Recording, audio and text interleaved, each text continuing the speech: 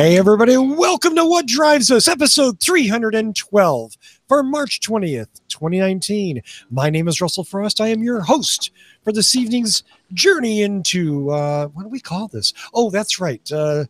Advanced Tech, Mobility, and Sustainable Energy. How's that, huh? Sounds impressive. That's a mouthful. Yeah. Advanced Tech, Mobility, and I have to practice saying that, believe it or not. And I'm sure all of you will have no problem believing I have to practice talking. We have a ton of stuff, so let's intro everybody and get this show on the road. My wingman on this show, our friend in Chicago, Mr. Tony Schaefer. Hey, everybody. Shouts out, of course, to everyone in the chat room. Looks like Lee wins a gold star for being the first chat on the chat, first person in the chat room. And speaking of needing practice to talk. So I am going to give a shout out to Josh Hunter. Josh Hunter, thank you very much for subscribing to the channel. That is really cool. It means a lot to us. Yay! Yay. Wow. It really meant a lot. Wasn't that the saddest yay? It really was. That classic kind of Jay Ward yay. Is anybody old enough to remember Jay Ward? No. Okay. Name. Rocky and Bullwinkle and Yeah. That guy. He was the artists. Oh, I was going with like Monty Python, and there was much rejoicing. Sorry. Wait, let's not go down that rat hole. Next up, the founder, owner, and operator of Boulder Hybrids. You can find him at boulderhc.com. He is your man on the front range for hybrid repair and EV repair and sales, Mr. Paul Guzik. Good to be back, and my beer sponsor today is Admiral Abyss. Ooh. And there's a Neuberg-looking character there on the. Nice. Yeah. I'm sorry, a what character? Professor Neuberg, from Futurama. Yeah. Kind of looks like that. It's his cousin, Did that say chocolate milk stout? It does say chocolate milk stout, which I'm generally not a fan of, but it's all that was left in the fridge, so I'm drinking it. So you're a fan of it tonight. Yeah. Any port in a storm. I got nothing. Next to him, at least on my screen, is our friend in the Midwest. He drives a Tesla Model 3, and he drives me crazy, Mr. Evan Fusco. I do what I can. Thanks for having me back on tonight. My drink of choice tonight is a spotted cow. Oh, illegally smuggled. Illegally smuggled and awesome. How many of those do you have left? It made me taste better because it's been illegally smuggled. Mm-hmm. It pains me. My brother in Wisconsin was sending me pictures of the new Okanto beer, and I was like, I would love to have some, but I'm not in Okanto, and it's a very local brew. So there you go. Speaking of, next to him, I don't know. I had no speaking of, actually. Next to him is our friend in the Carolinas, Mr. Casey Green. Good evening, everybody. I want to ask you to take a moment to hit that like button right there below our video. Oh, that's a good point. Thank you, Casey. That's why Casey's here, because he remembers this stuff. It's good that way. And finally, but certainly not least, he's operating on an iPad today, and I've been meaning to ask him about that Model 3 portrait on the wall that I can suddenly see. Mr. Mark Coughlin. That was my daughter painted that for me. No. Yeah, that's awesome. Yeah. Like She it's an did original painting? Original painting. Yeah. Nice. She's talented. Mm-hmm. Yes, she is. So I got that for a birthday present. That was great. Aww. Put her Hello, to work on everybody. the streets, bring in some money so you can pay for your Model 3. That's right. Yeah, make a payment or two. Absolutely. Should put it up as auction on TTL or something. Okay. There you go. I would not on do that. Etsy, I would not do hand-painted that. Model 3 originals. Yeah. Oh, there you go. I'll paint a portrait of your Model 3 for a mere $500. Yeah.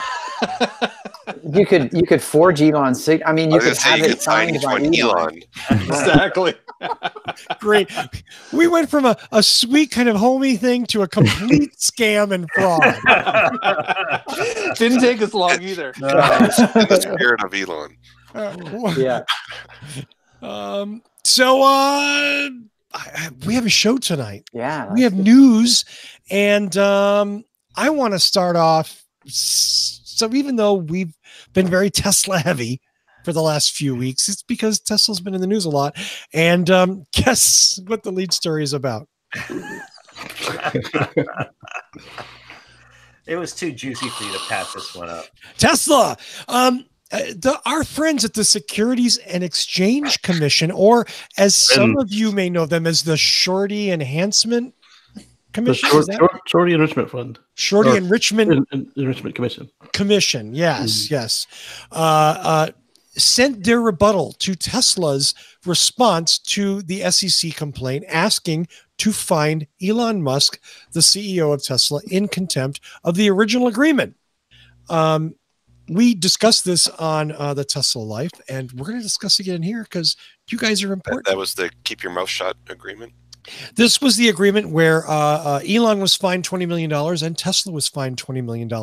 It was required that Elon would have a Twitter babysitter, a Twitter nanny that Elon would bounce his tweets off of.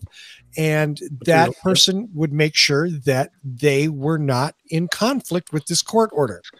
Elon has been very vocal about basically, I have no respect for the SEC, and he's made fun of it repeatedly. He has been very open that in the rebuttal that there, and in what he said, that there's no, he does not believe that any of his tweets are material information, even though he agreed to the original court order and paid the fine. Mm-hmm. None of his tweets contain material information. So there's no need for him to run any of his material by another person because that's the way he feels. And of course, as you might imagine, the SEC disagrees with him and disagreed with him in detail. So before I jump in, what's the? They said, yeah, it's all material. And by the way, where the hell did you come up with 500,000? And they didn't believe him when he said that on the conference call. They're like, oh, we don't recognize that conference call, even though it was a shareholor briefing conference. Is that call. What they said? Yes, I was like, when I saw that, I was trying. I thought they were just claiming there were different numbers. They were different numbers, but they don't recognize the call part of the same where they said it. Yeah, and it's recorded. Yes, at an official shareholder briefing. Yeah, so I think that the judge is going to have a field day on both of these entities. Right. Well, and I think on the Tesla Life, I gave a little bit more of the flavor of the pettiness of both sides of this thing that I felt like was in there. It's just the SEC's like they can't believe somebody would have the audacity to even come close to going against what their dictum was, and Elon Musk is like where you draw the line on which tweets have to be passed by the nanny, right? Mm-hmm. I mean, do SpaceX tweets have to be passed by the nanny? Well, what about a SpaceX tweet that involves a Tesla flying to space? Well, what about a Tesla tweet about new features on the car? What about new features in the car that are about to be released but haven't been released? Let's be clear, though. I don't think anything is about what's tweeted on the Tesla account. This is about the Elon Musk account. That's what I'm talking about. Okay. Yeah. And in fact, the first couple of SpaceX explosions would make my Tesla stock go down. I'm like, what do these things have to do with each other? I mean, yeah, they have the same CEO, but yeah. So I think Elon is possibly digging himself into a hole that he shouldn't be. I think that he knows that this stuff is going to cause fluctuations in the stock price. He's got to know it. We know it. We're sitting on the outside and we know it.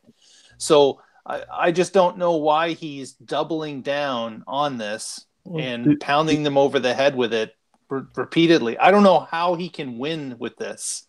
He's going to be sitting in front of a judge, and when the judge finds out there's no Twitter nanny at all, there never was going to be, he could very well face contempt for just that, I believe. And I think the SEC wants to set an example using. Yeah, they don't want anybody else that's going to be a maverick in front of them for sure. So if they can slam him like a nail into a piece of wood, they'll do it.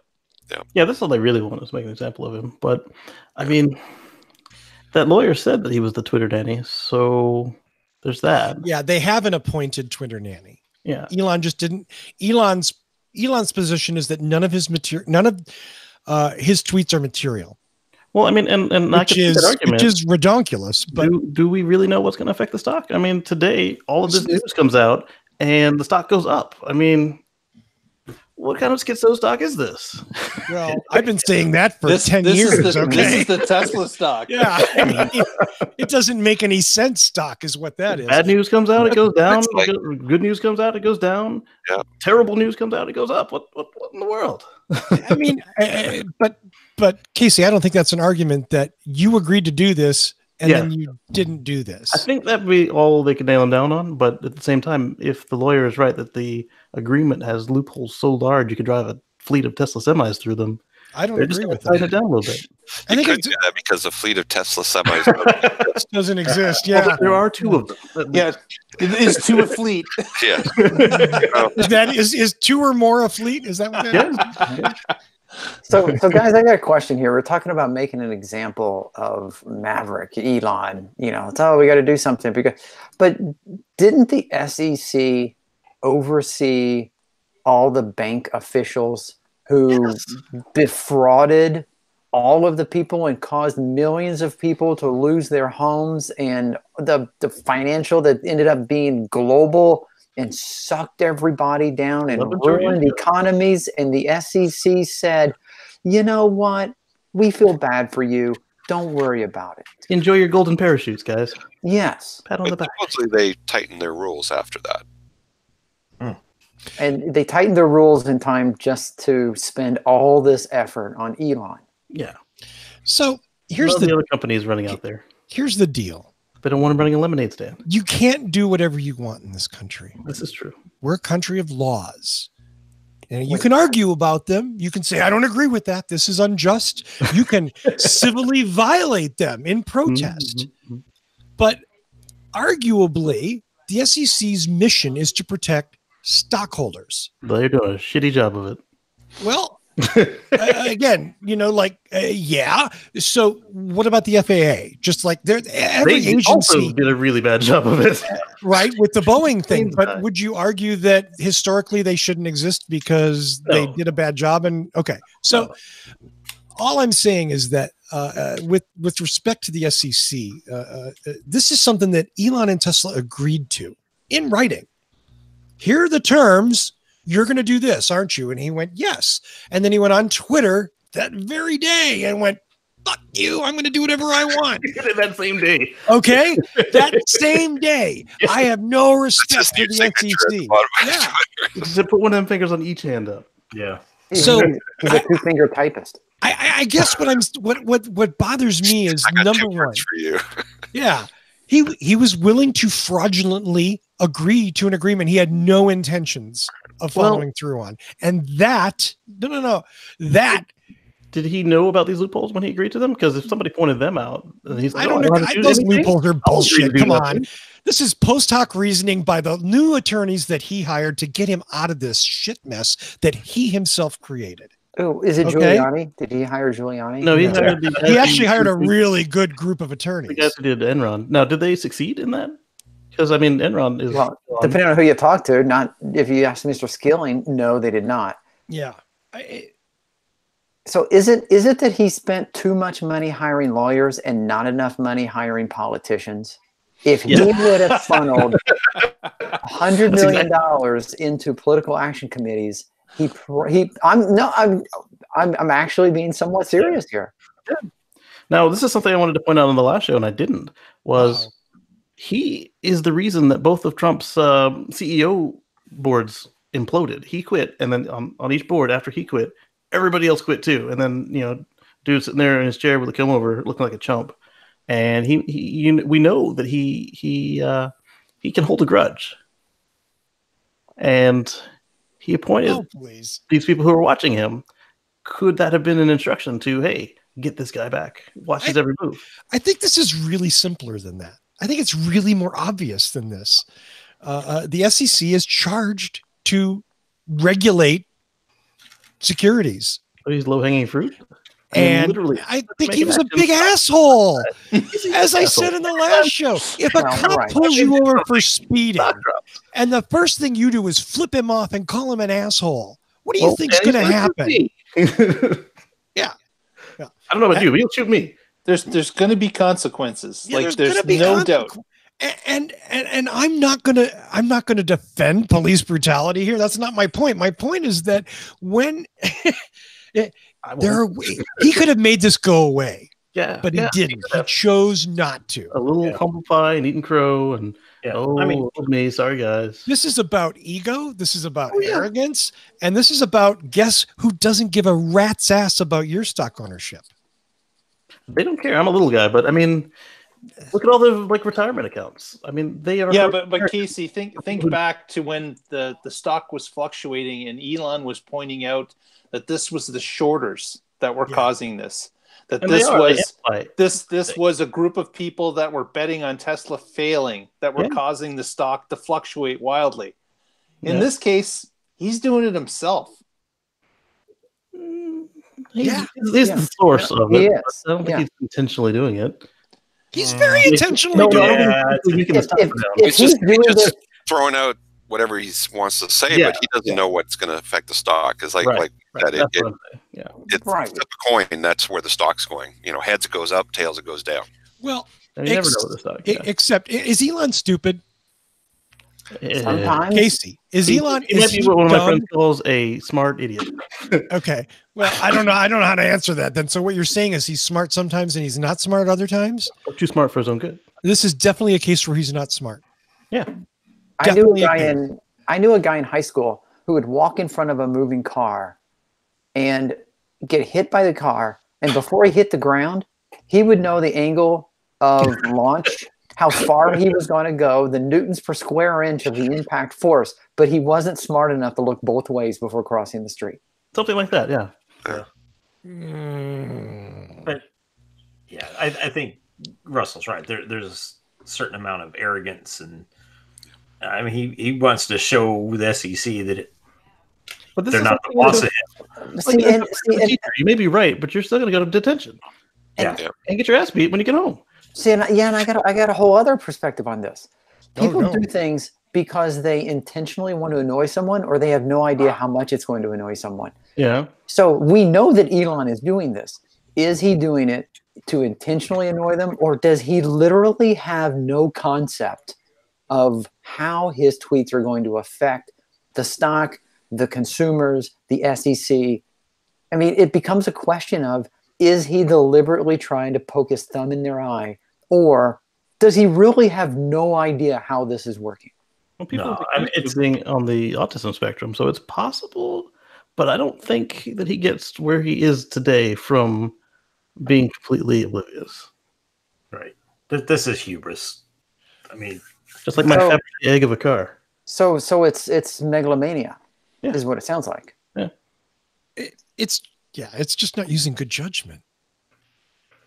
Well, it's using horrible judgment. And there are other examples, but I'm not going to bring them up because that's not what we're talking about. About last week with the open close. Again. When does the price change end? It's tonight. And who wants to bet their life that won't get extended again? Well, it depends on how big the crush is tonight. So, exactly. If you haven't done your full self-drive upgrade. You should. And did anybody hear about the announcement of how many Model Y pre-orders there were? A lot. A lot. That's a business number. A lot. Unspecified number of a lot. Quantifiable. It was huge. It was the most of any reveal ever. It was, in fact, so large that it required them, because their order processing system was overwhelmed. Remember how Elon said that everybody's going to buy Teslas on these? Problem is, when everybody went to buy a Tesla, their system broke down. No, I heard Verizon's network crashed. Oh, well, Verizon crashed.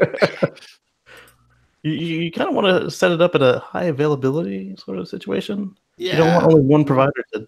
Or maybe it's all bullshit. There might be some of that. Maybe they just made an excuse. Yeah.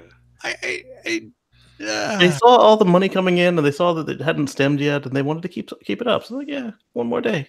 Keep sending us 2 more days for Model Y, 2,000 for upgrades to full self-drive. Then just change it back again. It's not like anyone's going to be surprised that Elon changed his mind. Okay, we're closing all the stores. We're opening all the stores. This is Tesla. Yes. They're innovating at such a rapid pace, they themselves don't know what they're doing. The left hand isn't talking to the right. Thank God the cars are cool. Yes. That's all I got on that. Anybody else want to jump in there? I won't talk over you, I promise. I might. Yes. No? Go, Tony. No, I just order your car. No, I mean, that was it. I mean, that was it. You started with it. It ends tonight at midnight, and we think it's tonight. Tonight, local midnight. So for some of you, it's already over, right? Yeah. For some of you, perhaps, midnight, or it could be Eastern midnight. I guess if you're in the UK, maybe it's over, but that really wouldn't be an issue. Anders and some of the guys. They can't even order anyway. Also, they started the refund. So if you ordered during the $2,000 period and you paid anywhere from $2,500 to $6,000, a lot of people got refunds on their accounts. So look for that as well. That's nice. Yep. And while you're here, I want you to not just I want you to click that like button down below, but now that you've already done that when I asked you the first time, I want you to go ahead and click that subscribe button and ring the bell, because what that will do is it'll make sure that YouTube doesn't forget to let you know that we're online. Because as some of you noticed this week, we have new shorts that are coming out, and they're really nice. There you go. If you didn't have the bell checked, you would not have known about it till I just said it, unless for some reason they see, hey, you like this show, and they might put it in that grid of shows. But if you like something really interesting and you didn't notice it, they might not show it again. But if you have that bell, they'll let you know, hey, they just put out a short. Take a look. There you go.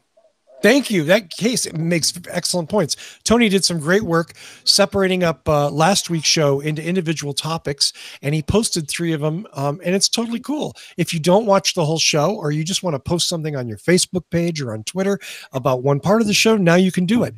Danny Cooper and I, Danny Cooper, remember Danny Cooper? Who? Nobody remembers Danny Cooper. Danny who? He's a semi-mythical figure. But Danny and I did a little talk about the Tesla thing as well, a 30-minute show. And that's up there. And you would not know that unless you subscribed and ring the bell. Yeah, I was in there in the chat talking to myself. I was like, Casey was there. It was like, where's everybody? Not enough of you have done that. No, I watched it later, though. All of a sudden, I feel very parental, so I'm going to back off on that.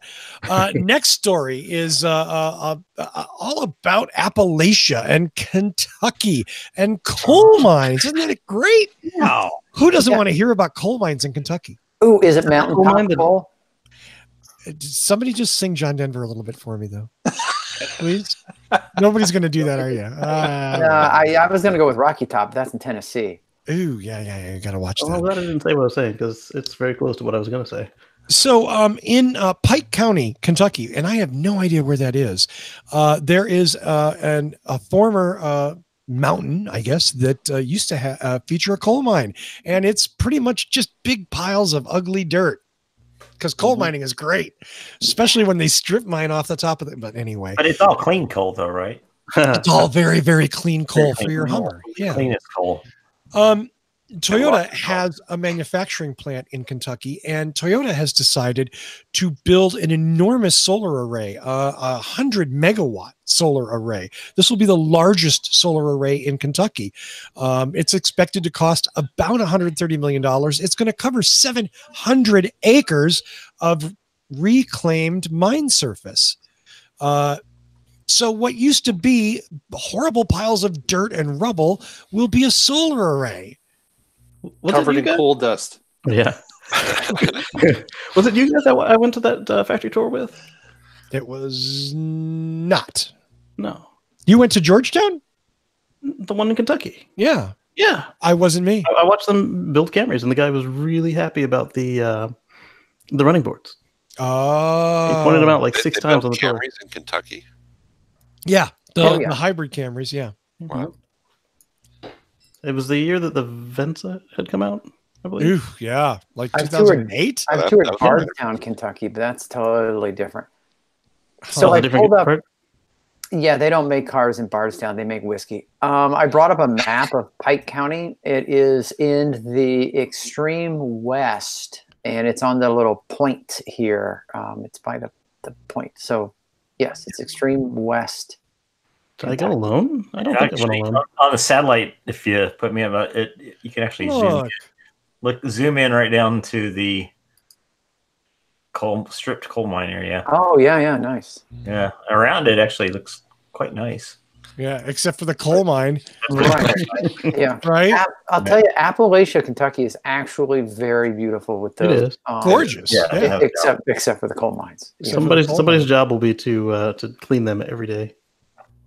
Oh, there's water there, so Yeah. The fire robot windshield wipers on there. Hey, cheers to them for doing something right. Yeah. They didn't have to. So I was actually going to bring up that coal mine museum that also put in a really large array of solar cells. That's right, to power the coal mine museum. Yeah. Yep. Yeah. Just gonna say, isn't that awesome? No, it's no, true story. You would think there'd be like some bylaw that it has to be powered by coal, shoveled by children or something. They couldn't afford it. Right, they couldn't afford it, and this made it so they could afford the electric bill. Nice. Yeah, that's very so cool. The new solar array in Kentucky is going to be 50,000 homes, enough energy to power 50,000 homes. A lot of the electricity is being purchased by Toyota as part of their carbon offset, but they're making it available to a lot of other people around the area. 100 megawatts is what they're targeting. Awesome. It's very cool. Yeah. Our next story goes to Tony.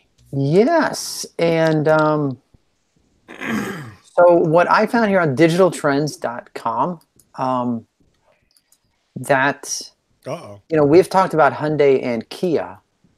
I actually like Hyundai and Kia. I've driven their EVs, their plug-ins, and they are very nice.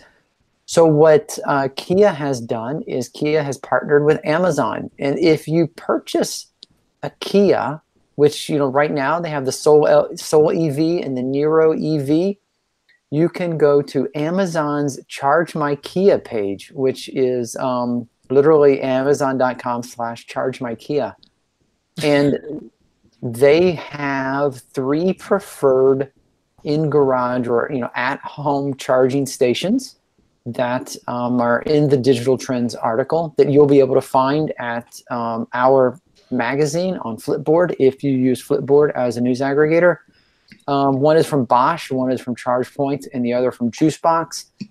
They'll not only sell you the chargers, but they'll allow you to go in while on the Amazon page and go ahead and identify and schedule an electrician to come out and install the charger that you just purchased off of Amazon. So it becomes the one-stop shop. You buy the charger, you schedule the installation. Hopefully it'll all be done before your car ever even shows up. So, do they still make the Ioniq plug-in? Yeah, they do. Okay, I believe so. Yeah. Yeah, the Ioniq is a Hyundai. So this was just with just the Kia. Okay. This is just the Kia thing, but I probably would work. I'm sure the Hyundai would work just fine. Yeah. Same company, mostly. Yeah. Well, that's cool. I mean, and I missed it. I'm sorry. Was there like a deal on these things, or is this just a partnership to help Amazon sell home chargers? It probably. I haven't done the comparison shopping. So they list, for example, the Bosch EL 51866. Power Max 2 40 amp electric vehicle charging station for $764. I haven't priced it in other places to see if that's comparable. And the ChargePoint is $620. The Juicebox is $549. You could go to Costco and buy the Siemens VersiCharge for somewhere in the same ballpark. I thought Siemens got out of that market because I've got a VersiCharge in my garage. No, they're still very much in it. I know the product manager of the VersiCharge. Yeah, because they talked about getting out and then they didn't. Or was that the commercial? Yeah, maybe it's the commercial one, which I showed a picture with a lot of the other guys. I took a picture. We literally have a Siemens commercial EV charger in the closet in the building where I work. Yes. Yeah, I like my cars little on your floor. You can plug it in. I like my little VersaCharge. I've got the old one where it had the black shell. Yeah. I mean, it's simple, great. but it's rock solid. Yeah. Solid. Yeah. All right, somebody explain to me because I'm confused. What does the Kia piece have to do with anything? It's just a Kia partnered with Amazon. That's really all it is. But I can do the same thing without having a Kia, right? I can. Yeah. Okay. So and then it's a cross promotion. Yep. And then did they say if it's a limited market? No. So you mentioned before your vehicle arrives, is there a waiting list on these things? So I don't think the Nero EV is out yet. Gotcha. And it's only going to be carb. The Soul EV we know is out, but the idea is you would order your car, and then you would go on Amazon and you would order these things, and it would all be taken care of before your car showed up. I mean, it's really really go into finance. You'd go to Amazon and. Yeah, it's really up to you to do the timing and do the legwork. But yeah, like Russell said, it's mostly cross promotion. All right. So when I click on the schedule an appointment link, I have coming soon to 65714. Maybe you're not in a carb state, right? An electrician where you are. Right. I'm not in a carb state. That's probably why. Okay. See, it probably is limited markets, and they've no provider. Wherever you can buy those two cars. Yeah. Right. Interesting. Charge my Kia. Mm-hmm. So didn't Amazon do this with another company recently as well? Like, was it GM or somebody? I don't know. Yeah, I don't remember that. Maybe they did. I mean, the whole point here is making EV purchases easier. Obviously, Amazon wants to sell chargers, right? That's where I got mine. Oh, yeah. Yeah. And so the point is that everybody knows Amazon. You buy a car, you go to Amazon, you click on a thing, and they set up an appointment, unless you're in Missouri, to have it come out and installed. Right. And, certainly not saying you couldn't do this yourself. You could certainly go to the Kia dealer. You could order your Nero EV. You could go to Costco. You could buy your charger, or I don't care where you buy your charger.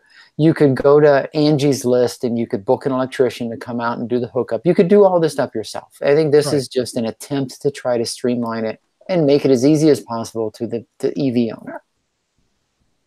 So when can I buy my car on Amazon? Wow. Well, that's coming. Don't think it isn't. Yeah. Pretty soon when Amazon buys Tesla.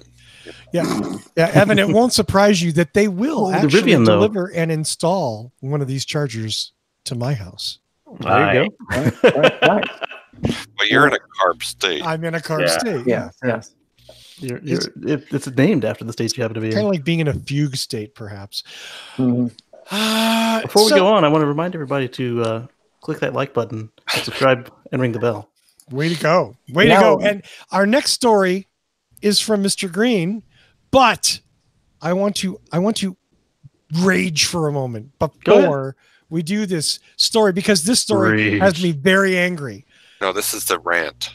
Tesla wants to get rid of these. What does Tesla have against these guys? Why is Tesla getting rid of them? They switched to the Hedgehog.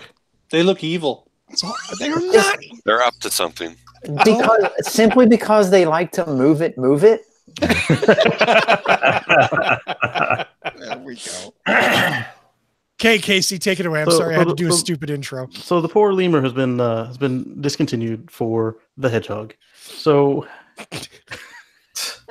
actually, some people who ordered the Model Y, they got a Hedgehog going. Okay, your order's in. But the lemur is the Model 3 mid-range, and a couple of past contributors to the show and myself had wondered how long they would keep that vehicle around, because it consisted of a Model 3 long range, and they just put less cells in the casing, which is not the best use of materials, but it was great for very quickly getting a cheaper car out there. It ended up being $35 after the tax credit and before the delivery fee. But then the Model 3 standard range came out very recently. Was that last month, as Elon called it? but that one actually used less material to make the battery casing, and it was lighter and had a different cell arrangement. So the timing for the Model 3 mid-range was limited. I had suspected that whenever they finally raised the prices back up after the stores were closed and then not closed and open again, I suspected that would be the time that the Model 3 mid-range would disappear. But they ended it, what was it, Saturday? Yep. Yeah. So this last weekend. Yeah. And we should credit our own Patrick Connor, who predicted this some time ago, as well as Casey. Patrick had a more solid reasoning for it. The LE and Lemur, he said, is probably for limited edition. I thought maybe somebody just liked cute lemurs. Don't laugh. Yeah. Lemurs are cute. Yeah. They're not evil, Mark, okay? They look evil. They're not evil. They're cute. They're adorable. How can you hate a lemur? Oh, it's like kicking a baby. Come on. You like the show title. Kicking a baby? Or? Like yeah, baby. Just like kicking a baby. Just like kicking a baby. I gotta write that one down. That might work. Just like kicking a baby. Uh-huh. Just like kicking a baby. Okay. I actually think we had one baby damaging title in the past, and we did. Yeah, we did. We did. It was something. Save us something. It was kick a baby, save us something. Yeah. Yeah. Right. So the beauty of this lemur was that unlike the standard plus, it actually had the premium interior. So you got all the speakers, you got the power seat, you got the power passenger seat, and the heated rear seats, and the cold weather package. So with the standard range plus, you only get heated front seats, and you get many less speakers. But do you think this leaves a hole in the lineup, Casey? Yeah, actually I do. So like they should have a standard range, not plus, but standard range premium.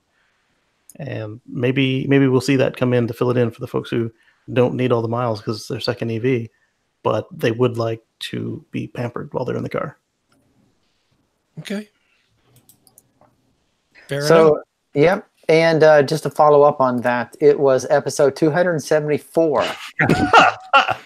And it was officially Kick a Puppy, Save a Baby. Kick a Puppy, Save a Baby. I remember that title. We have some issues, I think, that maybe we need to work through as a show. Sorry. Wait a minute. What was that number again? 274. Was that the number that you were stuck in the Tesla app for a while? No, that was Patrick's Poop Powers Portland. Oh, no, it wasn't that one. They were talking about somebody's i3. I don't remember. Well, while Casey thinks about that, let's turn the mic over. Let's turn the mic over to Mark, who has a story about something going on in the Great White North. Yeah, locally, the federal government, the Liberals that are currently in power, have introduced a new EV credit that's going to be nationwide. A $5,000 credit on EV purchases up to a car that lists at $45,000. And it's not just EV, it's also hydrogen, although there's nothing hydrogen-wise that you can buy for $45,000. Nothing. If you can find a hydrogen at all, it's priced higher than that, much higher. But this is an election promise. We're going to have a federal election in Canada here in the fall, and this is something that they're dangling in front of their constituents as an extra bonus as they try to spend our tax money and get a vote. But it is something that is much needed in Canada, that we only have 3 provinces, actually now 2 provinces, that have an EV subsidy at all. That's currently Quebec and British Columbia.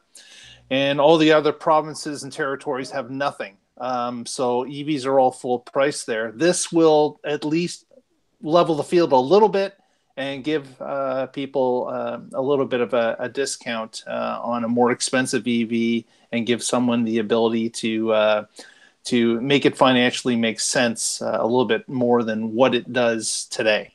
So gas like $5 a gallon up there. Yeah, gas is pretty well, $5 Canadian a gallon equivalent. So it's certainly driving any type of longer distance in a commute, an EV makes sense regardless. But if you're shorter periods of driving, then of course it would take longer to recoup that money. But as in the U.S., we're probably looking at about a $10,000 difference between a gas vehicle and an EV, comparable, that are the same size and such. So this will go halfway and get you, and the gas savings over the next 3 or 4 years could certainly possibly make up that other $5,000. So it'll be interesting to see if Tesla drops the price in Canada, the base, to $44,999 or something. Yeah, because right now they're $250 or $2,500 outside of it. Stripped version that's $44,999. Yeah. That one has no steering wheel, but I don't need it. So Mark, I got a question for you about this. As I was reading this article, it's interesting that they put the upper limit on the price of the car. This is the first time I've seen an upper limit. Didn't they do this? In Ontario, they've done it before. In Ontario and BC and Quebec, I believe the limit was about $75,000. So it's come down quite a bit. Mm-hmm. But the flack that some of the provincial the flack that some of the provincial governments took was that you're enabling rich people to buy an EV when they already have the ability to do so. Why are you doing that? So the government is very touchy on that. They don't want to appear that they're out of touch with medium and lower income families. That's like the first round of EV in Colorado. They gave a 50% rebate on an EV, and people were buying Tesla roads. Yep, exactly. There was one of the elected officials I remember in Canada several years ago. People were giving him crap because he was taking the federal funds or the provincial funds to buy his $100,000+ car. Right. And then write off a bunch of it. Yeah. And there's two arguments to be made of this. If the government is trying to switch people off of fossil fuel to lower emissions, then does it matter that a rich person buying a $75,000 car is going to use the funds to get out of a fossil fuel car and into an EV? It depends really as to what is the end purpose of this. Mm-hmm. If it is to get people out into EVs as opposed to gasoline cars, then there is a case to be made that limit certainly could be higher, because there are many people that are moving into, say, a Model 3 or a Kona or others that are going to be above that, but it really would help them move into that because they're kind of stretching their budget anyways to get into that higher price car to get the longer range that they need or want. Well, I think a new car becomes a used car eventually. Yeah, and I think it's a more valid argument now that we have the Kona and now that we have more affordable EVs. I think back in the day when all of the I'm going to go ahead and say almost all of the pure EVs, you had the high-end Teslas and the Fiskars and the high-end everything. If you wanted an EV, I mean, the base price was $75,000. Yeah, but am I a bad guy for wanting power seats in my Model 3? I mean, definitely. That doesn't make me rich. It is like Tony had said. It certainly was. There was no options previously, but now as these other vehicles start to roll in, and the prices are coming down in a number of cases, and the government is seeing this and saying, you know what, over the next 3 years, the prices will come down. We'll even have some manufacturers, as Evan said, that will strive to lower their list price to get to that 45,000 or under. And that is what they're banking on. And just like the CARB credits in those CARB states, they're requiring manufacturers to sell a set amount of cars in order for discounts and things to show up. So it's another way of doing it. But this is something that Canada looks like it's going to try, and we'll see if it's successful across the nation. But isn't there an election coming up soon? Right. This is like an election promise. Right. So the complete details are being released over the next couple months. And if the Liberals, of course, do not get in power, then this plan goes out the door with them. But if Pretty they much. do get in power, then it's a quicker implementation. Mhm.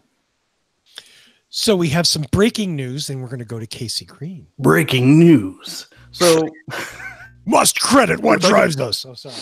Hot off the teletype. We were talking earlier about regulators, and we mentioned the SEC and the FAA. Well, the FAA has had the Justice Department issue subpoenas for criminal investigation of Boeing in their recent crashes. So Elon isn't the only one in court now. Yeah. And the SEC isn't the only regulatory agency flexing its arms. But 200 people died. Yeah, well, I think there was harm done here. Right.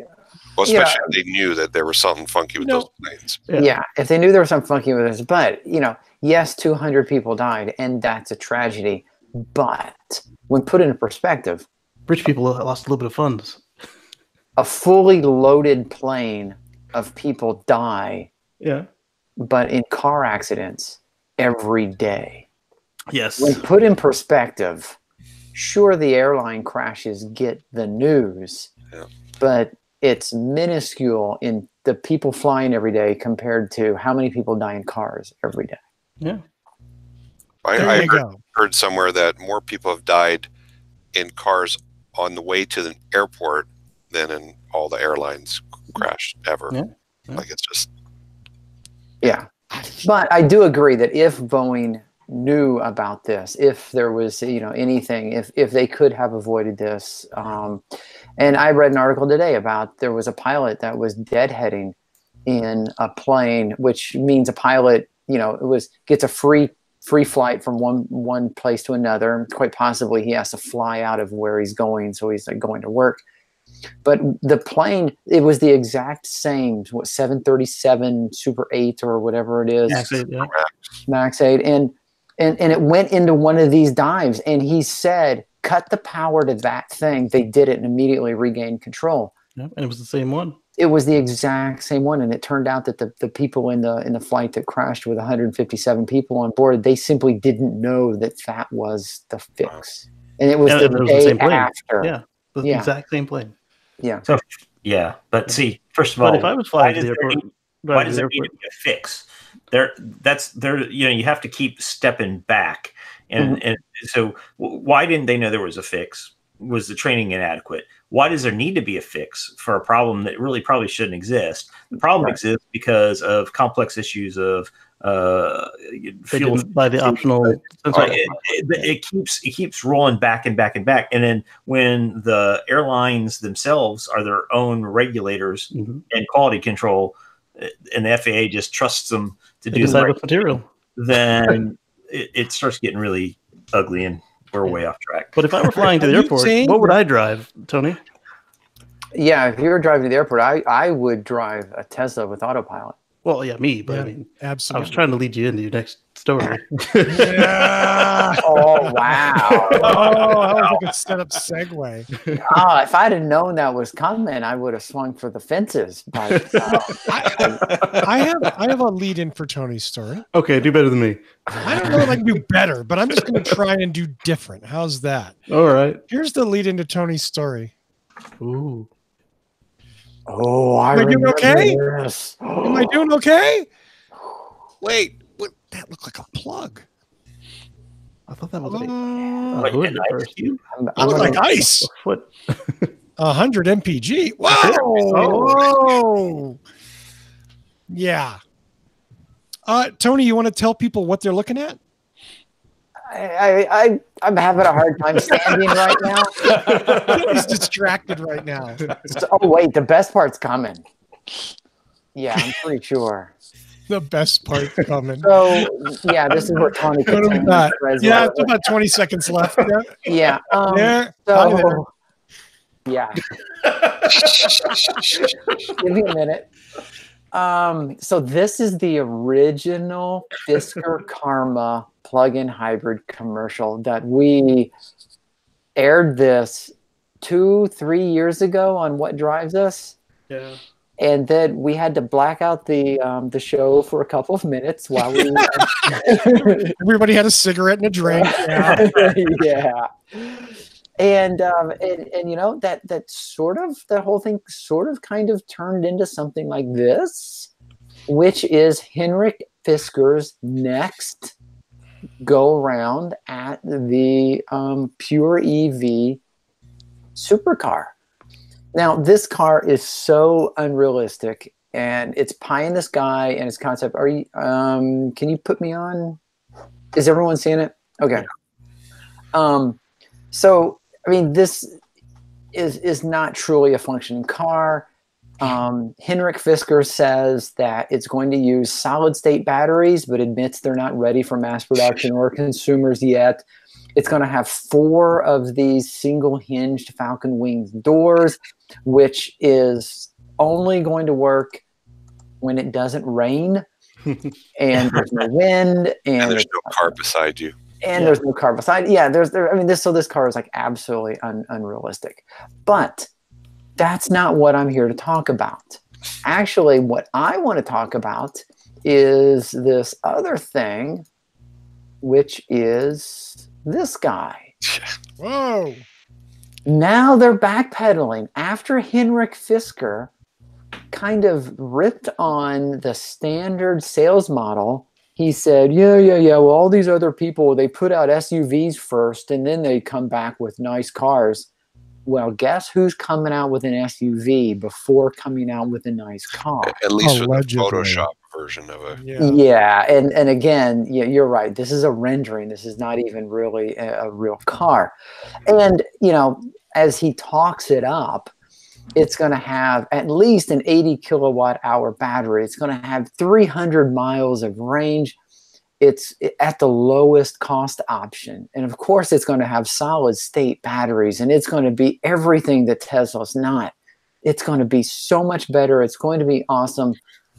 Oh, and by the way, the Karma that we just showed the commercial for was taken over by a Chinese company after Fisker Automotive went bankrupt.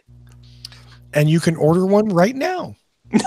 As it turns out. They are building them here in California. Will it have a lockout in the nav to keep you away from the port of New Jersey?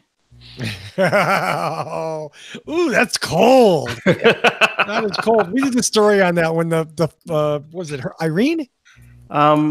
Sandy killed the company. Sandy, yeah. Yes, I mean, yes. Oh, it was just terrible, man. I mean, like saltwater plus electric car plus underwater doesn't equal good news.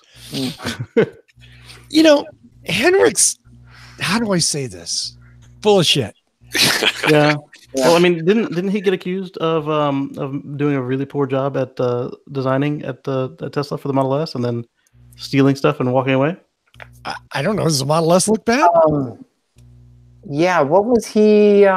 He did do design for Aston Martin and BMW. And BMW, yeah. Mm-hmm. Yeah. And he was at Tesla. The DB9 and the Z8 were his 2 things. But honestly, since then, dude has done nothing but fail. Yeah. Yeah. I mean, even Tesla redid the car after he did it. So am I still presenting?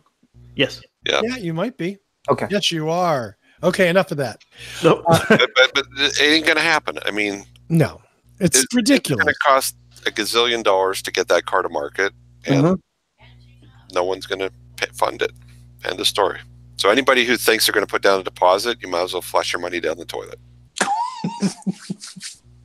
Just send it to me.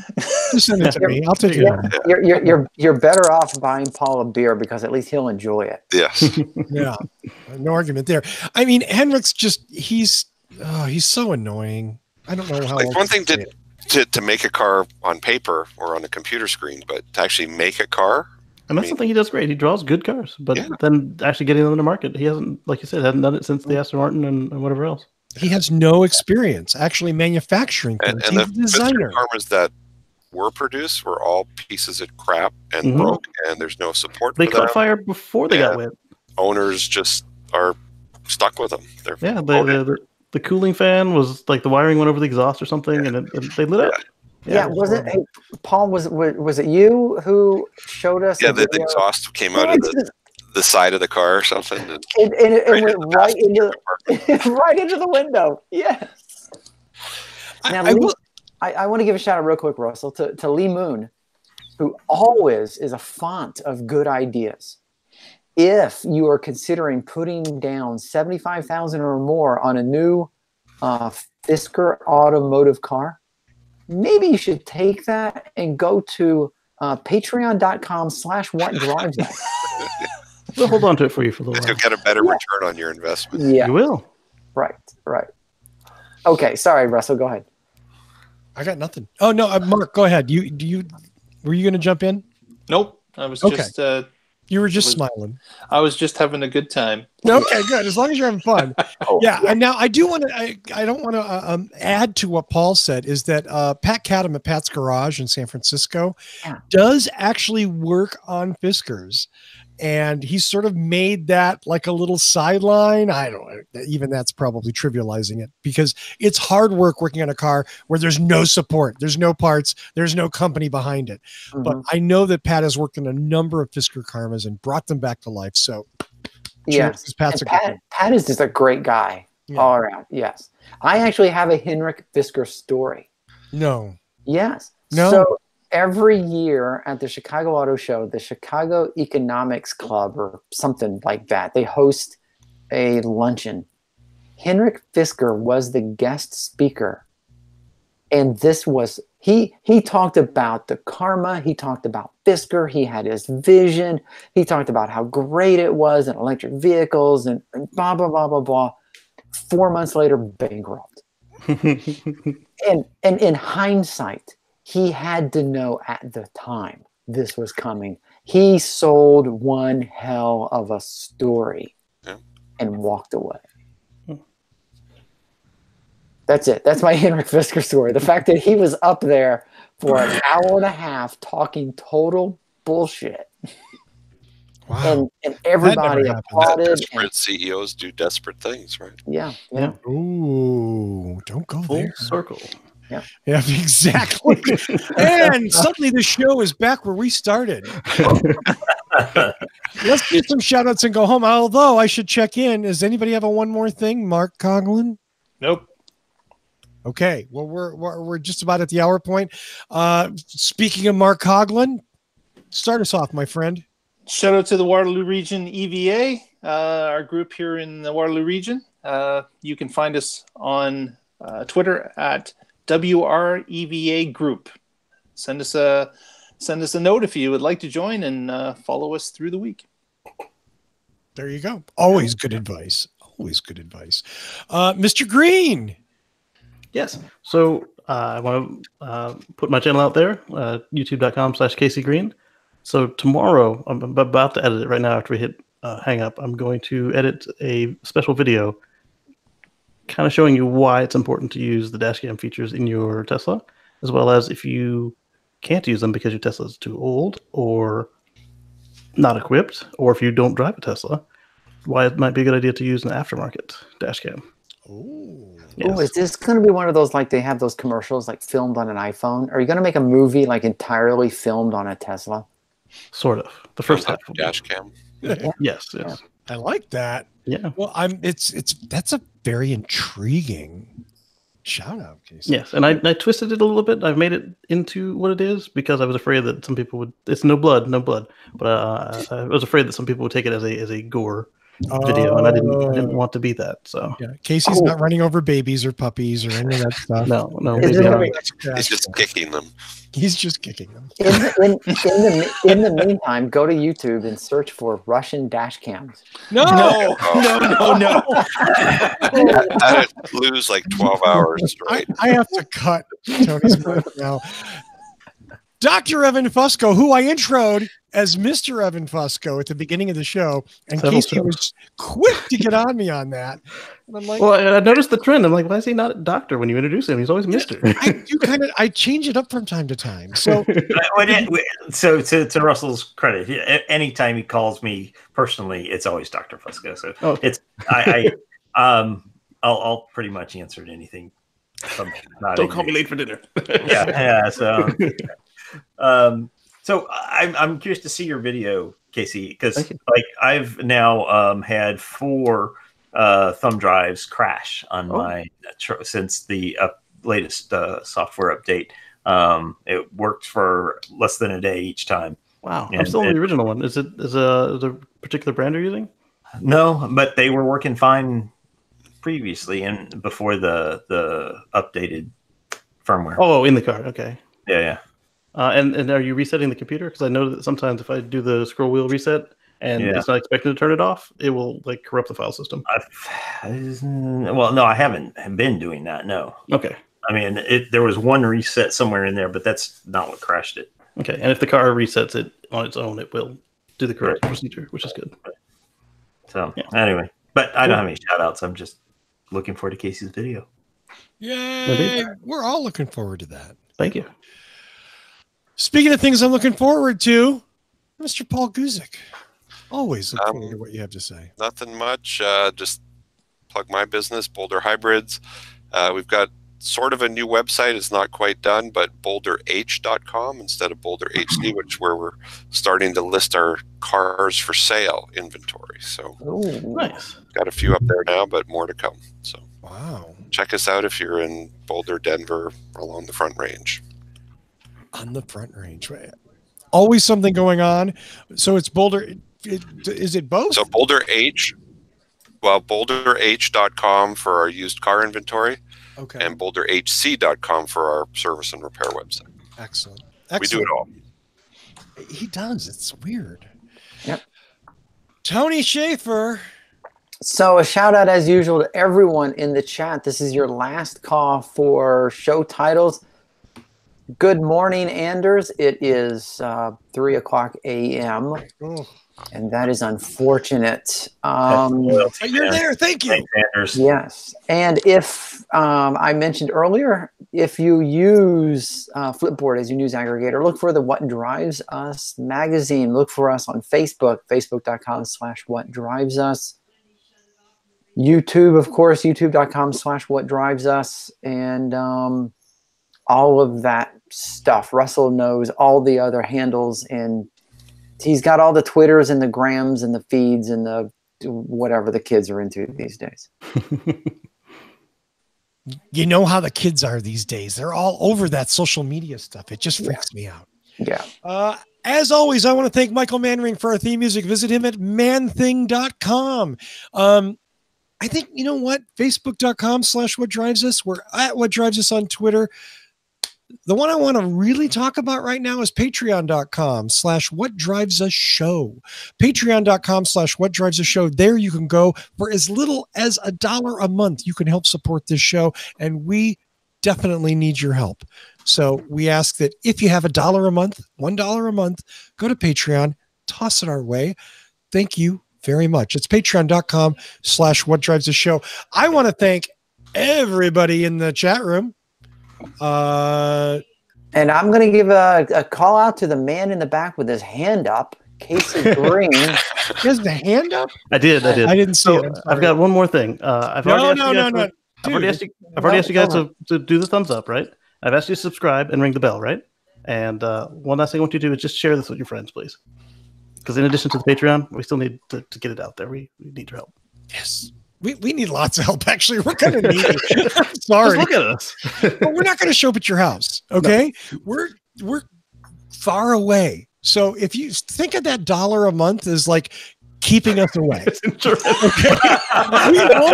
Keeping the homeless guy down the block. Yeah, camp in front of your house. You can just drive by us at 60 miles an hour and ignore us because you went, I give those assholes $1 a month. Okay? Right. You don't even have to make eye contact. Yeah. And you can feel good about it. Yeah. So patreon.com/whatdrivesusshow. Go there and help support the show. Thanks to the amazing panel this week for all of their insight and for all of their arguments. Even when I vehemently disagree with your take on the SEC, I'm still glad you're here. Well, most of you. Casey. I know, whip ass on Casey this week. Right. So once again, Lee Moon comes through with probably our best title suggestion. What drives us better than a Model Y reveal? Oh, I agree. There it is. Yep. Wow. That's going to piss some people off. It will. And that's the point. But we had more than 3 minutes of new content. There we go. Wow. There we go. Well, thanks to all of you for hanging in there and supporting the show and watching. That's all of you are why we do this. I mean, we enjoy each other's company, but come on. Yeah. It's those millions of viewers every, well, maybe not millions, but lots. Yeah. So thanks to all of you. Tune in next week and find out what drives us. Oh, there we go. We'll see you next week. Thank you. Am I waiting for the music? Can I do another stupid? I really need to stop dancing on air. Somebody needs to beer Tony. Have a great week, everybody. We'll see you next Wednesday.